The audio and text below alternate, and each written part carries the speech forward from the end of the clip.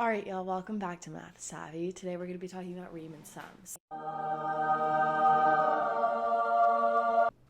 So, what Riemann sums is adding up a certain amount of rectangles underneath the graph to estimate what the actual area is under this graph. So, it would look something like this, where we would take the area of each of these rectangles and then add them all together. So that's what Riemann sums is. It's taking a bunch of rectangles like this to estimate the area under the graph. If you don't need as much explanation, you can skip to this time and just come back to this area if you need more explanation on a certain step. So there's a couple steps. The first one is to identify from where to where you're going to be doing Riemann sums and with how many rectangles, because then there's a formula that you need to memorize. And it's called delta x, meaning how much space is in between these rectangles. So the formula that you need to memorize is b minus a over n. B is going to be the ending point, a is going to be the starting point, and n is going to be the number of rectangles. So in this case, it would be 5 minus 0 all over 5, which is just 5 over 5 is equal to 1. So 1 is going to be your delta x. Stay with me here for a second. You'll see what delta x kind of is later on. But for now, just memorize that delta x is equal to b minus a over n. Okay, the next step that you're going to do is you're going to write out all of the points of the rectangles, meaning you're going to start at your starting point, 0, and then you're going to add delta x. So in this case, our delta x is 1, so our next point would be 1 because we're going to add 1 to our starting point. Then you do the same thing with the one that you just got here. So with 1, we add 1 to it, it's going to be 2. And we're adding 1 because our delta x is equal to 1. So we do the same thing. We start with 2, then we add 1 to 3. Start with 3, add 1, it's 4. Start with 4, add 1 is 5. Okay, you stop when you get to the ending point that the problem gives you. We're ending at 5. And we can check that we did it right because if we use 5 rectangles, there should be 5 of these things here. 1, 2, 3, 4, 5. So we know that we did it right. Okay, so just to recap, identify your starting and ending point and your number of rectangles. Plug it into delta x, then start at this point here, and then add delta x using like points until you get to your ending point. So this is a really important step, and you'll see why later. So the next thing that the questions are going to ask you is using right endpoints or left endpoints. So this is where this becomes really visually helpful, I find. If it's right endpoints, you take whatever number is on the right of these little brackets, and those are going to be your right endpoints. So here they're highlighted. These are what right endpoints are. It's the numbers to the right of the brackets. So similarly, left endpoints are the numbers on the left of the brackets here. So, okay, let's look at what the difference between right endpoints and left endpoints are. These are the same two graphs. The purple is right endpoints. This rectangle has a height of 1 here. This triangle doesn't even exist because it has a height of 0. Similarly, the next one is 2, and this one is 1. So this height is going to be 2, and this height is going to be 1. You can kind of compare the differences there. Another thing that they might ask you, I didn't come across this really in any of my tests, but they could ask you for midpoints, and midpoints is just going to be whatever's in the middle. So like here would be 0.5, here would be 1.5, here would be 2.5. So those would be midpoints, and if they ask for midpoints, you would do those. Okay, so the next step is to add all of the areas together. So, okay, if we were using right endpoints, we would have to add up the area of all of these rectangles here. So here's our endpoints. Let's add up the area of this first one. This is going to be f of 1, and this is 1, right? This distance here is 1. So the area is going to be this times this, which is f of 1 times 1. So then we're going to add the area of this rectangle here. So this height is f of 2 times 1. This is where the delta x comes in. The delta x is going to be the length of the base here. So similarly, we just keep doing it until we get all of the rectangles added up. So if you notice, there's a 1 in each one of these. So we can just factor out this 1. So that leads us to our formula for Riemann sums. It's going to be delta x times f of the first endpoint plus all of the other f's of the endpoints until you get to the last endpoint, using whichever endpoints you're using, if it's right, if it's left, if it's midpoints, whatever. So this is your formula, and that's literally how you do Riemann sums. These are all the steps to Riemann sums. Let's just go over it super fast. Okay, you find delta x by using this formula. Then you start with using the very beginning point in the brackets. You add whatever delta x is to get your next one. Then you make a new point, a new bracket. You start with that one that you just got, add delta x again, close bracket.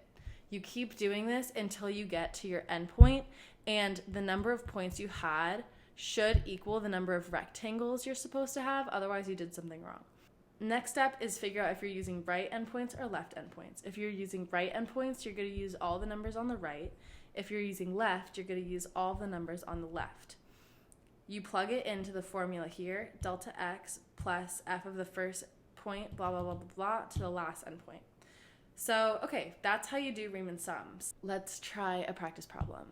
Okay, so this is an example of a question. Approximate this using n equals 4. Okay, you're probably like, whoa, what the hell is that? So the idea behind Riemann sums is you're estimating the area under this graph here. If you haven't learned about an integral is just a fancy way of saying what is the area from here to here under this curve. So I'm going to say that one more time. If they give you a curve like this, if this is x squared, an integral of x squared is just the area under this curve. It's saying, okay, what's the area under this curve? And sometimes it'll say from 0 to 1. It'll always have numbers in Riemann sums.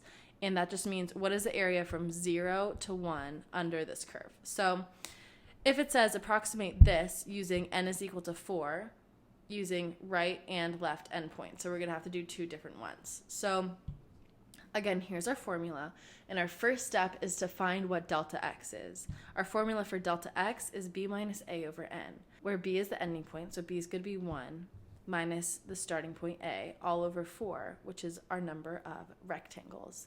So that's equal to 1/4. So our delta x is going to be equal to 1/4. So then what's our next step? We use these brackets, and we start at the starting point, and then we add delta x. So 0 plus 1/4 is a 4th. Then we do it again. We start at 1/4, add a 4th, that's 2/4. Start at 2/4, add a 4th, that's 3/4. Start at 3/4, add a 4th, that's 4/4, which is 1. So we know that we stop here because we're going to 1. And again, we can check that we did it right because there should be 4 of these sets of brackets because there's going to be 4 rectangles. So now we identify which ones are our right endpoints, which ones are our left endpoints. So our blues are going to be our left endpoint, and our green is going to be our right endpoint. So let's start with our right endpoints.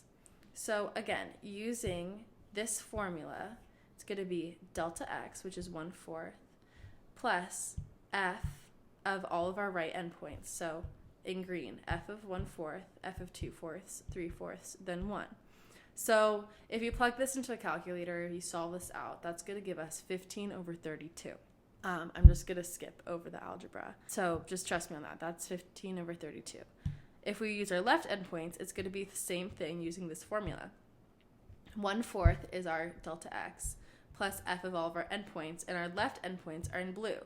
So it's going to be all of these, which is equal to 7/32.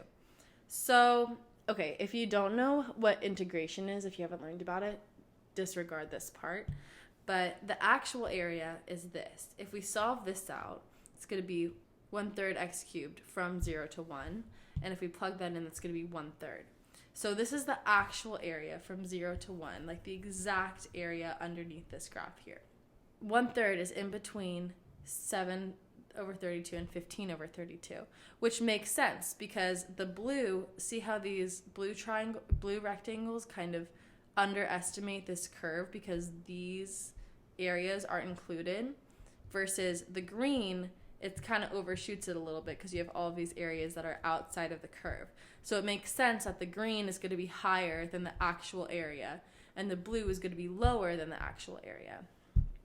So this is a great example of what your test problem is going to look like. Let's try this problem. So use right endpoints to approximate the integral with n is equal to 6. So this integral, again, this is a function that we're going to be working with. So our first step is to find things in the formula. This is a reminder of the formula. So our first step is to find out what delta x is. Our b is going to be 3, our a is going to be 0, and our n is going to be 6. So we plug that in, and we're going to get 1/2. 1/2 is just 0.5. So again, you know the drill. So we start with our first point. We add delta x, so it's going to be 0.5. Then start with that number, add delta x, it's 1. And we keep going until we get to the ending point, which is 3. And then we can check, did we do it right? Because there should be 6 points. 1, 2, 3, 4, 5, 6. Okay, perfect. And again, these aren't points, they're like intervals, but I have been calling them points. So if we are using right endpoints, we're going to be using all the numbers on the right. If we plug this into our formula, our delta x is 0.5, so it's 0.5, plus all of our points here. Our endpoints are going to be on the right. So let's plug it into our function here to solve what these values are actually going to be. I turned them back into fractions here. It would probably be smarter to just do fractions all the way through, but if you had a calculator, this would be a lot faster. But we didn't have a calculator. So if we plug in 1/2 here, it's going to be 1/2 times 1/2, which is a 1/4, minus 1. That's going to be our first f of 0.5, or f of 1/2, plus f of 1. So if we plug in 1 here, that's 1/2 minus 1. Our next point is 1.5. So that's 3 over 2. 3 over 2 times 1/2 is 3 over 4 minus 1, and so on and so forth. So if we keep doing this, this is what we're going to get. You can check the algebra if you want to. So if we simplify this out, it's going to turn into this. Simplifying this even more, that's going to turn into 1/2 times negative 3/4. So, okay. That means this approximately equals 1 times negative 3 over 4, which is negative 3 over 8. And you might be like, what does a negative number mean? That means that the area, like, okay, if this is our area, this area is going to be negative. So that just means that we have a bigger negative area than we do positive area. So this is going to be your answer for this question. Let's do one more example. Okay, use a left Riemann sum with 6 subintervals to approximate this integral. So our first step, look at the formula. Our first step is to figure out what this delta x is going to be. So our delta x is b minus a over n. Our b is 9, our a is 3, and our n is 6. So that equals 6 over 6, which is equal to 1. So we start with our beginning point, which is 3. Then we add our delta x, which is 1, and we keep going with this until we get to our ending number that we want, which is 9. Then we can check if we did it right, because it should have 6 intervals. 1, 2, 3, 4, 5, 6. Perfect. We did it right. Okay. Our next step is to plug into our formula here. So 1 is our delta x times all of our endpoints. And our endpoints are our left endpoints. So we're going to use all of these guys with our things here. So we can check that they all line up, which is good. So now, okay, let's figure out what these numbers are. F of 3 is going to be 3 squared minus 1, which is equal to 8. f of 4 is 4 squared minus 1, which is equal to 13. Again, we're just plugging into this function here and then solving for that number. F of 5 is 25 minus 1, which is 24, 6, 36 minus 1, 49 minus 1, 64 minus 1. And there you have it. So if we plug in all of these numbers and then add them up, that's going to equal 191. So that means we can approximate this, and our answer is going to be 191. If you want more help, you can hit us up for tutoring using the links in the bio. Yeah, good luck with whatever you're working on right now.